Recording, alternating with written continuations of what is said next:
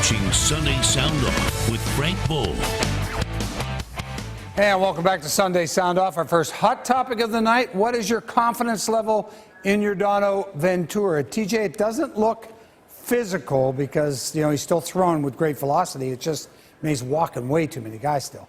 Yeah, the two things that I look at most with pitchers, starting pitchers, is how many innings can you give me and how few base runners do you allow. He's allowing way too many. He's got a 1.5 whip plus. In addition to that, I think that the fact that he's not able to get deep into games yet, he's only had 3 games so far this season where he's gone 6 innings or more, and I think that's a problem for Yordano Ventura. There are moments, and we still see moments with him where he can dial it up and he's got that special stuff, but too far and few between. I think he's trying to use some pitches that he feels more confident in, and the fact that his confidence is waning in his fastball, I think, is a problem.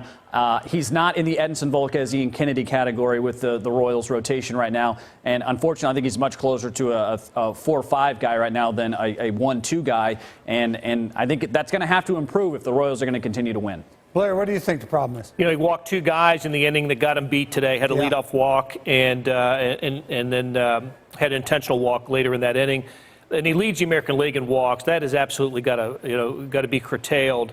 But maybe it's just as simple as this. He's 3-0 at Kauffman Stadium this year. He's 1-3 on the road. I don't know if there's why it is that way. He actually has a better career record in road games than he does at home.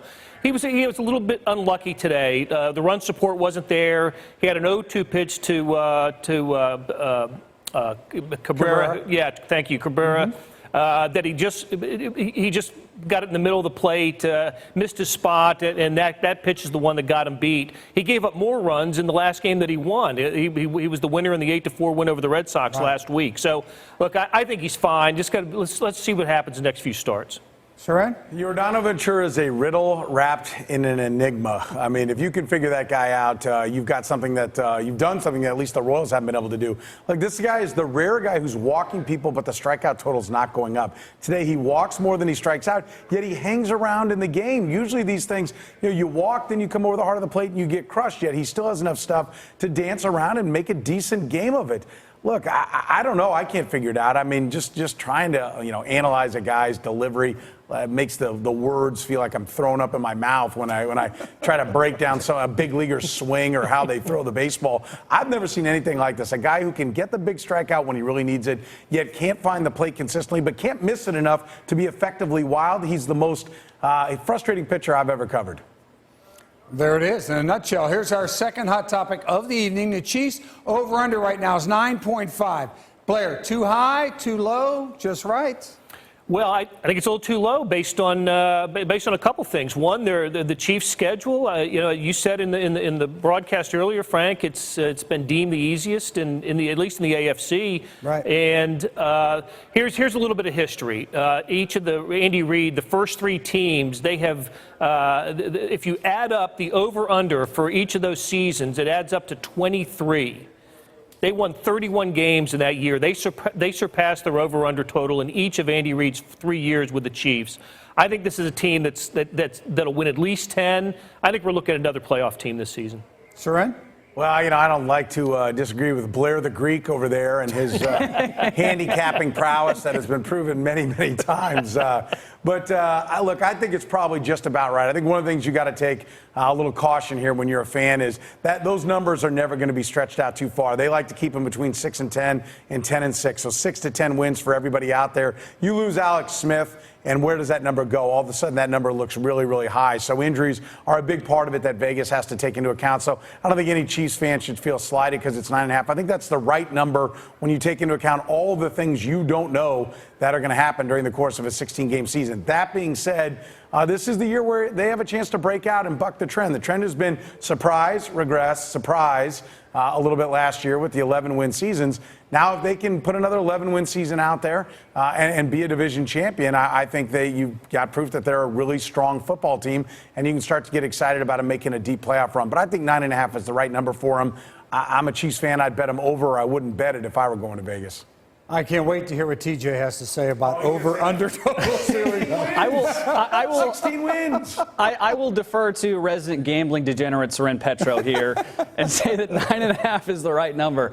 Look, I think that I think if I'm going to Vegas, I like this number for the Chiefs because I think that they will win more games than this. But as Soren mentioned, this is a number that they like to keep between 6 and 10, and that's 9.5 is on the high end of that. So they think the Chiefs are good, and I think with good reason. Their offense is as good as it's ever been under Andy Reid. They have more talent, more weapons on that side of the ball. The question is the defense and whether or not they can sustain the level of secondary play that they had a season ago and sustain the level of pressure they got on the quarterback with essentially the same defensive front seven, just a year older, which traditionally doesn't work in the NFL. All right, and our final hot topic. After allegations of hiding sexual assault charges against his players since 2011, with the help of the Baylor School Police Department, should Baylor head coach Art Briles be fired? You got to remember also, Soren, we talk about this, what happened with the Baylor basketball disaster several years back. So. Yeah, I think it's important to understand the way you worded the question. Should he be fired? Right. Not will he be fired. Let's keep in mind, we live in a world where a major college basketball coach had sexual relations with a woman in a booth in a restaurant, then stood watch while there were hookers and prostitutes being brought into his program. I'm talking, obviously, about what went on down at Louisville, Kentucky, and yet there you still have Rick Pitino as the head coach. So what appears like it should happen doesn't always happen.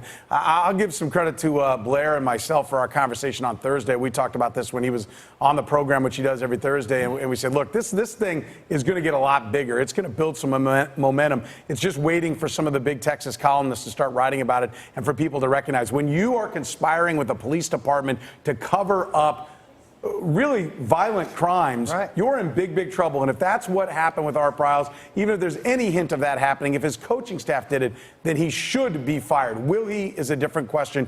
He's the most important thing in the history of Baylor football. Right. There was a rape involved here, and one football player beat up a male student as well. So there's a bunch of stuff going on. TJ? Yeah, I would say that unfortunately, it's not the crime. Oftentimes, it's the cover-up that gets you caught, and with Art Briles, that will be the case. Now, there's no evidence at this point to corroborate that he was in a coordinated effort with the Waco Police Department. There is, however, evidence that the Waco Police Department covered things up, and I think that the people who are responsible for that inside the Waco Police Department should be held accountable for that.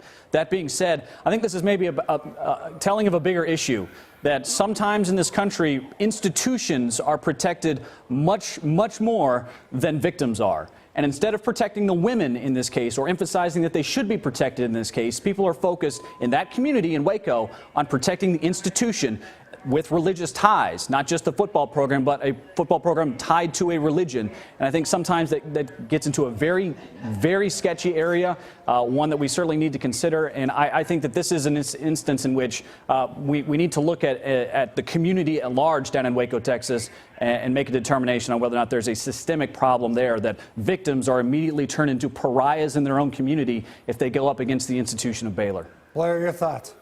The outrage here has to come from within Baylor University. We know what national media has said, and we know what national women's groups have said about this, but the outrage has to come from Baylor. It has to come from Board of Regents. It has to come from professors. It has to come from students. It has to come from co-eds. It has to come from Baylor University. That can have a profound impact if Art Briles keeps his job, or if athletic officials keep their jobs. Look at what's happened at the University of Missouri. Right. The student protests in November have caused the enrollment for next fall to decline. We're pretty sure that the enrollment at Missouri is going to decline next fall because of some actions that were taken on campus. Whether you agree with the actions at Missouri or not, that has had an impact on the University of Missouri. If you want change at Baylor, if you want the football coach out or athletic officials out, be outraged. Baylor University needs to be outraged by what happened on its campus by its football players. It can't let this stand. All right. Very well said. Up next, we get some final thoughts from the panel. Hey, Frank.